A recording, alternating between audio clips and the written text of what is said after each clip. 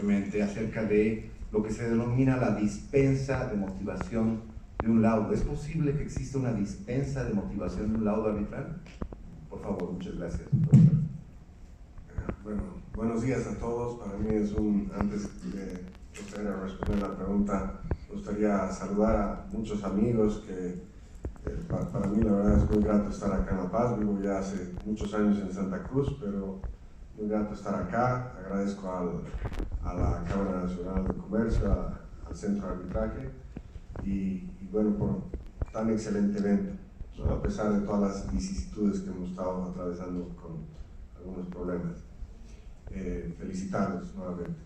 Con relación a esta inquietud, digamos, que se presenta, todos hablamos de siempre la motivación, o sea, la exigencia de tener una motivación adecuada, completa, suficiente, que satisfaga a las partes, ¿no?, en cuanto a sus pretensiones.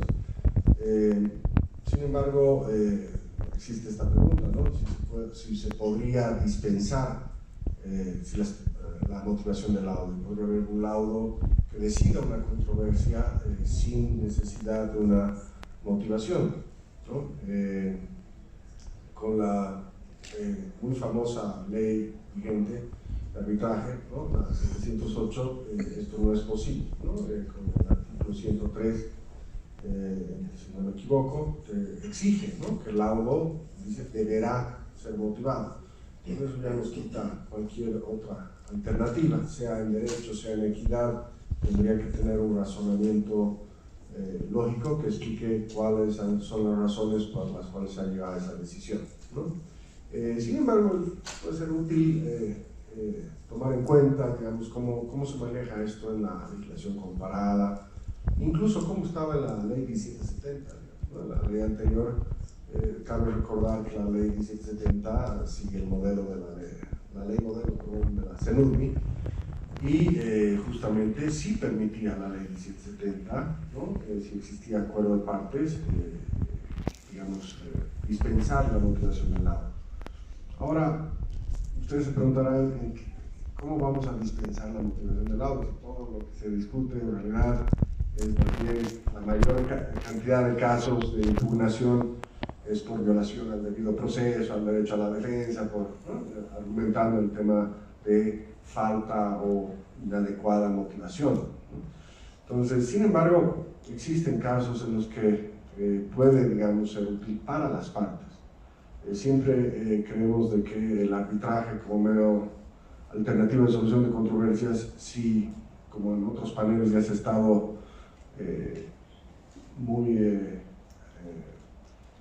se ha estado aclarando que si no hay eficacia, digamos, en este medio de solución de controversias, pues no se convierte en un medio alternativo, es otro bagaje más similar al tema judicial. Entonces, existen ciertos casos en los que sí podría ser útil, ¿no? Es decir, cuando las partes requieren una decisión ágil y tener un laudo en un plazo muy breve, ¿no? Todos sabemos que los árbitros, nosotros como árbitros, cuando tenemos que laudar, mayor tema es la motivación, ¿no? Tenemos que ponernos de acuerdo, discutir, ver cuál va a ser la línea de la motivación, etc. Y eso toma tiempo, ¿no?, más aún si es un tribunal y no un árbitro único.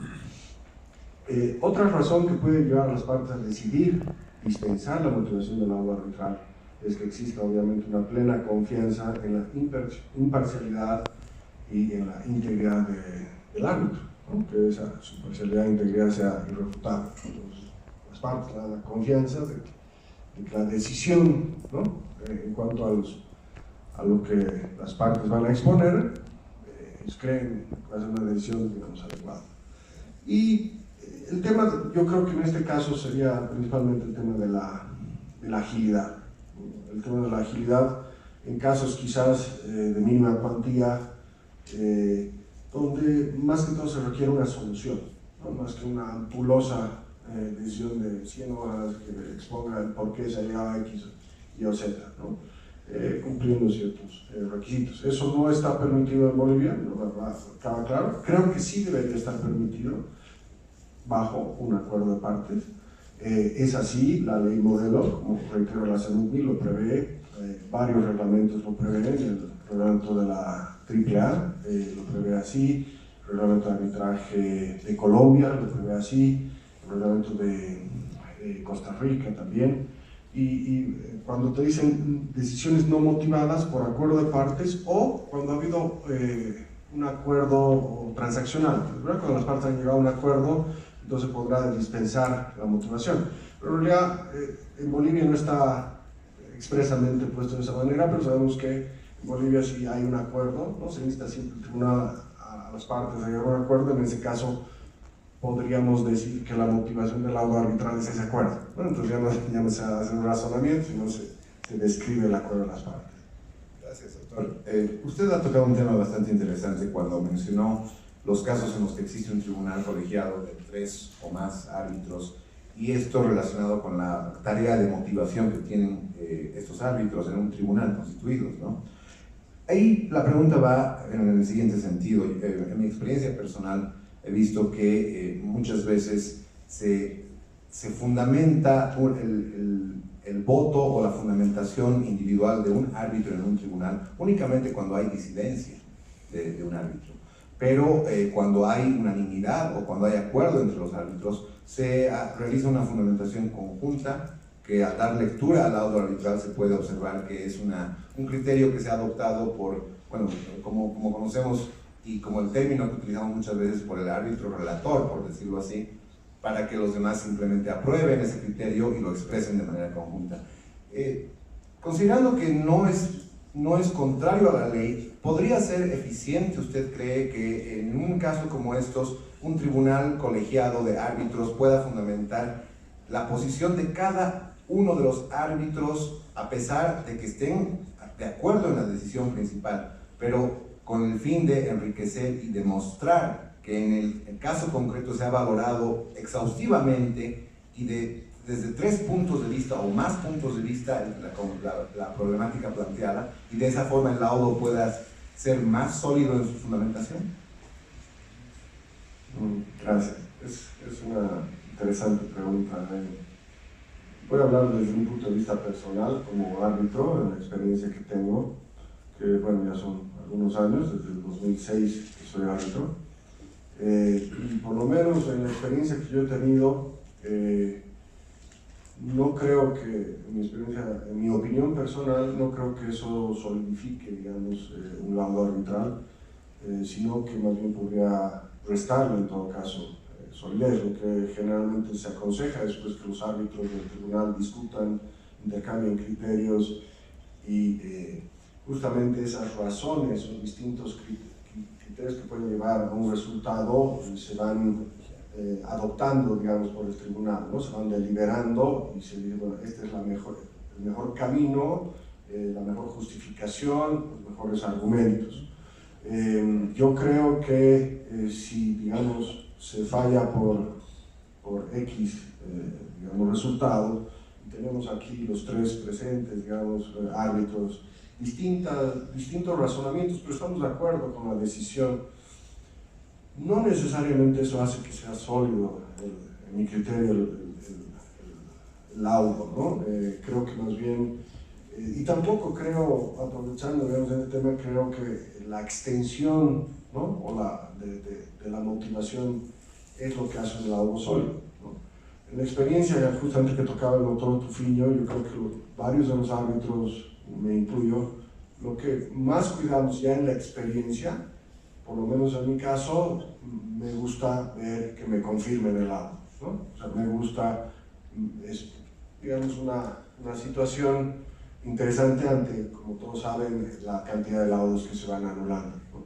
Entonces, uno va adquiriendo justamente con la experiencia ciertas cosas que uno sabe que en el Poder Judicial sí o sí las van a observar, y va tratando de blindar, si uno quiere, el laudo, porque sabe la práctica judicial, la manera en la que actúa. Entonces, considero que no sería, la verdad, muy producente, y también considerando el tiempo, hay que ser realista en el tiempo de los árbitros. O sea, no conozco en Bolivia árbitros a tiempo completo, todos somos profesionales, tenemos otros oficios, cuesta que los árbitros se reúnan, deliberen, escriban. Muchas veces el presidente del tribunal tiene que hacer un trabajo bastante arduo, ¿no? Entonces, no veo que sea, digamos, algo que genere ventajas. Muchas gracias, doctor. Con esto hemos cumplido los 10 minutos de exposición del doctor Mauricio Becerra. Vamos a pasar, por favor, a conversar con el doctor David Toscano. ¿No? Muchas gracias. Doctor Becerra, ¿alguna idea adicional para complementar sobre lo que ya se ha expuesto? Sí, muchas gracias. Solamente muy brevemente complementar, total acuerdo con lo que menciona el doctor Tufiño, con relación a algo que siempre ha habido la inquietud, ¿no? Justamente la sistematización y publicación de los laudos. La ley 708 justamente no prohíbe, ¿no? La publicación de los laudos, dice que si hay consentimiento de las partes, los laudos pueden ser publicados. Ahora, sobre ese tema, a diferencia de todos los que, bueno, hemos visto algún arbitraje internacional o algún otro tipo de métodos de solución de controversias a nivel internacional, todos sabemos que básicamente esto está basado en decisiones anteriores. O sea, si vemos la solución de diferencias de OMC, si algún abogado va a hacer alguna argumentación, se va a referir a los 50 casos y qué han dicho, etc. Y es básicamente así a nivel internacional. En el CIADI es evidentemente de esa manera. Ahora, en el arbitraje doméstico hay el principio de confidencialidad.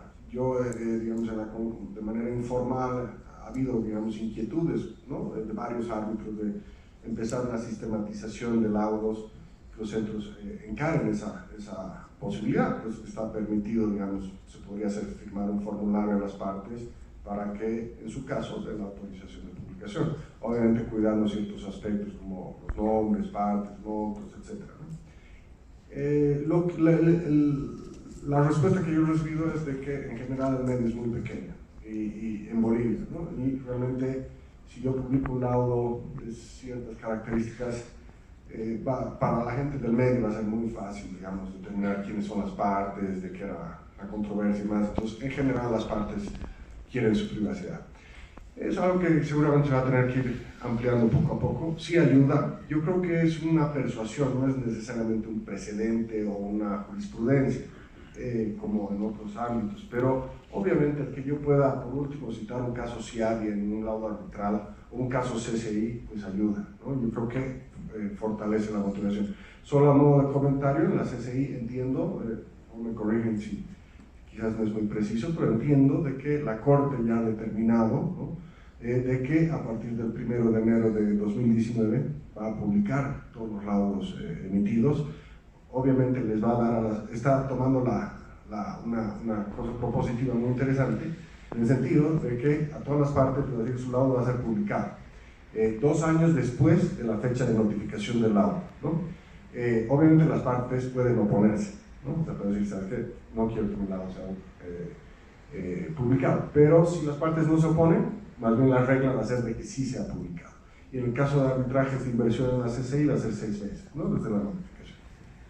Muchas gracias, doctor Becerra. Doctor Toscano, ¿tiene alguna complementación o idea adicional que quisiera expresar con nosotros? Sí. Tal vez solo aterrizar un poco a lo mencionado de los principios internacionales que podríamos sacar de acá y aterrizarlo